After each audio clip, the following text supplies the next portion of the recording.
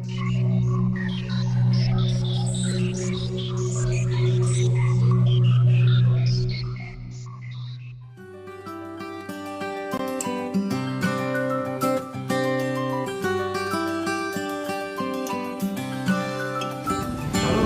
saya Ahmad Rizky Mubarak. Siwar atau pramproksi? Nama saya Dewi.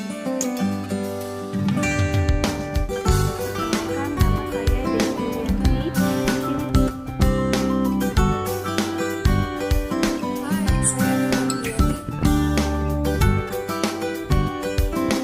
Atau biasa kita sebut dengan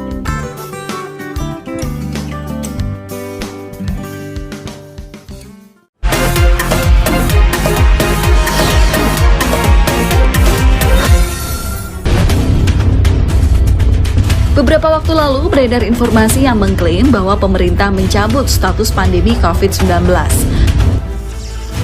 Dan 7 orang yang ditangkap, 2 orang diantaranya adalah anggota Pro Kemerdekaan Papua yang penangkapan orang yang diduga terlibat dalam jaringan teroris.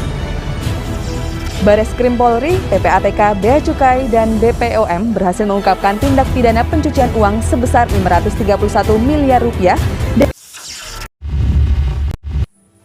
Isu kontemporer adalah suatu pokok persoalan yang terjadi pada masa sekarang atau menjadi trending topik pada saat ini.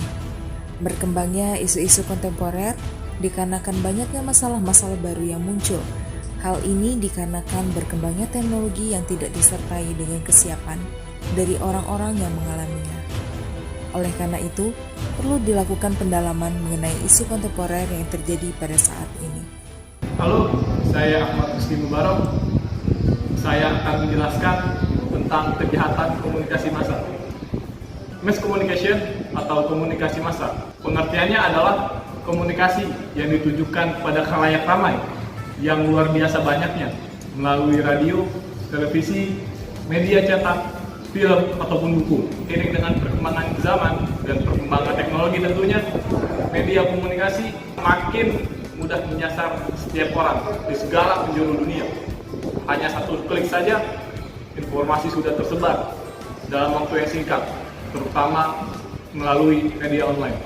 Tetapi karena perkembangan yang cepat itu pula, banyak pesan-pesan negatif yang berkeliaran atau biasa disebut dengan kejahatan komunikasi massa, seperti hate speech, hoax, ataupun cybercrime. Sebagai contoh, memasuki masa-masa pemilu yang 2 tahun lagi, tetapi hoax sudah mulai bertebaran, ujian kebencian sudah banyak berkeliaran di media sosial untuk saling menjatuhkan satu sama lain. Bahkan ada beberapa orang yang tidak bertanggung jawab menggunakan kemudahan komunikasi massa ini untuk membuat ujaran kebencian tersebut.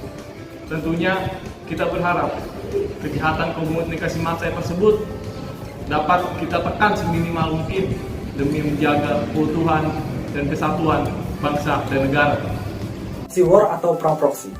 Menurut pengamat militer dari Universitas Pertahanan, Yono Reso Diprojo, proxy war adalah istilah yang merujuk pada konflik di antara 2 negara, di mana negara tersebut tidak serta-merta terlibat langsung dalam peperangan dan melibatkan kaki tangan Ini cukup atau berbahaya. proxy. Perang ini tidak memerlukan kekuatan militer.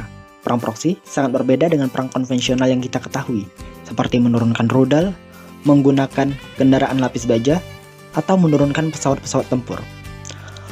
Perang proksi dilakukan melalui celah-celah yang tidak kita sadari, seperti melalui informasi yang kita terima sehari-hari. Informasi-informasi inilah yang digunakan sebagai alat perang yang mampu memanipulasi dan mendoktrin pikiran serta mental secara masif. Melalui proxy war, tidak dapat dikenali dengan jelas siapa kawan dan siapa lawan karena musuh mengendalikan non-state actor dari jauh. Negara musuh akan membiayai semua kebutuhan yang diperlukan oleh non-state actor dengan imbalan mereka mau melakukan segala sesuatu yang diinginkan penyandang dana untuk memecah belah kekuatan musuh. Motif proxy war yang dilakukan oleh negara-negara besar dalam beberapa kasus adalah: yang pertama, kekuasaan atas politik dan isu keamanan atau security. Yang kedua, ekonomi, baik menggunakan hard power ataupun soft power. Proxy war telah berlangsung di Indonesia dalam berbagai macam bentuk, seperti gerakan separatis dan lain-lain. Contohnya, gerakan separatis lepasnya Timur Timur dari Indonesia yang dimulai dengan pemberontakan senjata. Perjuangan diplomasi sampai dengan munculnya referendum merupakan contoh proxy war yang nyata. Yang kedua, demonstrasi massa. Demonstrasi massa yang berlangsung selama ini tidak semuanya memiliki tujuan dan permasalahan yang jelas. Bahkan sering ditemui demonstran yang tidak mengetahui apa yang akan diperjuangkan dalam demonstrasi tersebut. Demonstrasi yang membawa tuntutan tidak masuk akal dan bersifat memaksa patut dicurigai sebagai indikasi adanya proxy war yang tengah berlangsung di Indonesia. Yang ketiga, penerapan regulasi yang merugikan. Keempat, peredaran narkoba. Penyalahgunaan narkoba di Indonesia diyakini memiliki keterkaitan dengan strategi proxy war. Hal tersebut dilakukan untuk merusak generasi muda sehingga bangsa Indonesia di masa depan tidak memiliki generasi yang berkualitas tinggi. Direktur Diseminasi Informasi Badan Narkotika Nasional atau BNN, Dr. Andas Gun-Gun Siswadi MSI mengatakan bahwa kalau korupsi korbannya adalah ekonomi dan uang negara yang dicuri, sementara terorisme adalah nyawa orang yang tidak berdosa, sedangkan kejahatan narkotika adalah generasi yang hilang atau lost generation. Yang kelima adalah bentrok antar kelompok di bidang pendidikan dan generasi muda masih banyak kita temui adalah perkelahian dan aksi anarkis antar pelajar dan mahasiswa. Perkenalkan, nama saya Dewi Yulianti. Di sini saya ingin menjelaskan apa itu terorisme.